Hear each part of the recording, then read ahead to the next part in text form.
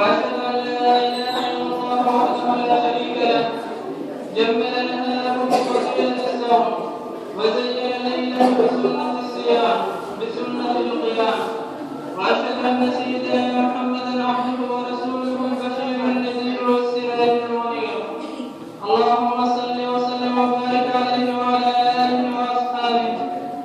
أما بعد فيا عباد الله، أوصيكم ونفسي أولا بتقوى الله تعالى وطاعته.